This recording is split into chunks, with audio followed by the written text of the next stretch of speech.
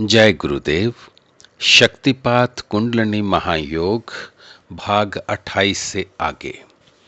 दीक्षा मांस की भी होती है, इसीलिए कुछ लोग शक्तिपात को 4 प्रकार का मानते हैं।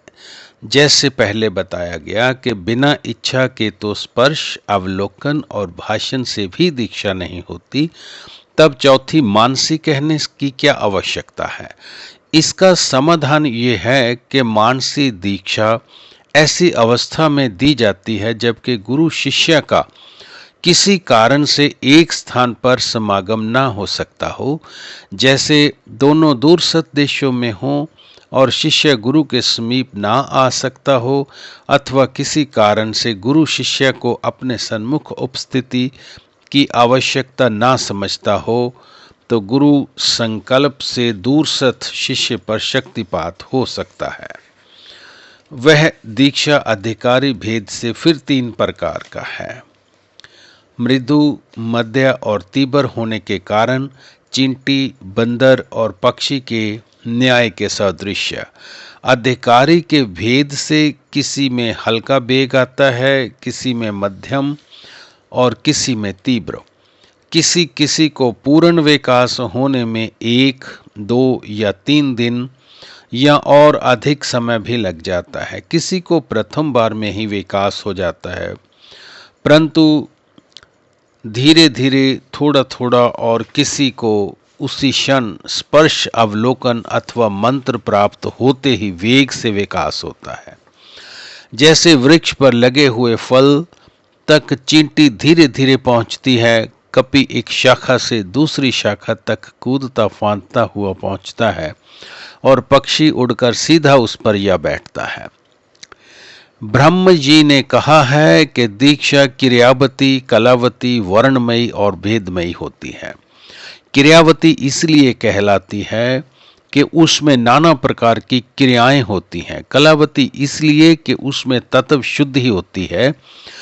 36 तत्वों को 5 कलाओं में बांटा गया है। 36 तत्वों के नाम इस प्रकार हैं: शिव, शक्ति, सदाशिव, ईश्वर, शुद्ध विद्या, माया, काल, कला, नीति, विद्या, राग, पुरुष, प्रकृति, महातत्व, अहंकार, मन, 5 ज्ञानेंद्रियों, 5 कर्म इंद्रियों, 5 तन्मात्राएं और 5 महाभूत।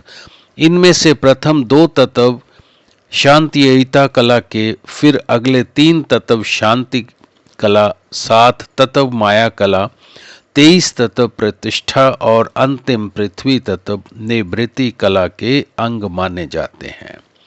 सारा विश्व नाम रूपात्मक दृश्य है। कलावती का संबंध रूपात्मक कलाओं से और वर्णमयी का संबंध वर्णात्मक नाम अर्थात शब्दमयी सृष्टि से समझना चाहिए। वर्णमयी में वर्ण, पद, मंत्र, कविता इत्यादि की शक्ति उदय हो जाती है। भेदमयी इसीलिए कहलाती है क्योंकि उससे 6 चक्रों का भेद होता है। उक्त चारों रूप तो किसी में ही प्रकाशित होते हैं, प्राय किसी में 1, किसी में 2 अथवा 3 ही प्रकाशित होते हैं।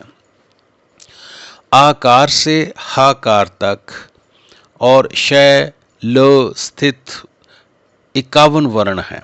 लिंग, पुरुष, वचन और काल प्रत्येक के त्रिविधा होने से पद 3 गुणा 3 गुणा 3 गुणा 3 बराबर 81 प्रकार के होते हैं। 10 इंद्रियों और 11वें मन में विषयों से संबंधित होने के कारण मंत्र अर्थात वाक्य 11 प्रकार के होते हैं। शिवजी के आदेश कराने वाली शांभवी कहलाती है। श्रवण द्वारा, वचन द्वारा, लिखकर अथवा विचारों में स्पष्ट रूप से शिवजी के आदेश आने लगें तो समझना चाहिए कि दीक्षा शांभवी है। शिवावेश के कारण ही शांभवी कही जाती है। योग में कहे हुए कर्म से दी हुई शक्ति योग दीक्षा है। इसमें योग की क्रियाएं प्रधान रूप से होती हैं, अन्य साधन गौण रूप से होते हैं। वही शक्ति शाक्ति अथवा ज्ञानवती दीक्षा भी कहलाती है। ज्ञानवती कहने के बजाय कोई कोई ज्ञान दीक्षा भी कहते हैं, क्योंकि शक्ति ही ज्ञान है। शाब्दिक उपदेश वास्तविक में ज्ञान उपदेश नहीं है। शक्ति द्वारा ज्ञान का जो प्रकाश शिष्य में स्वयं उदित होता है, वही यथार्थ में ज्ञान का उपदेश है। यह शांभवी से नीचे स्तर की दीक्षा है, क्योंकि इससे शक्ति का आवेश मात्र होता है। जय गुरुदेव।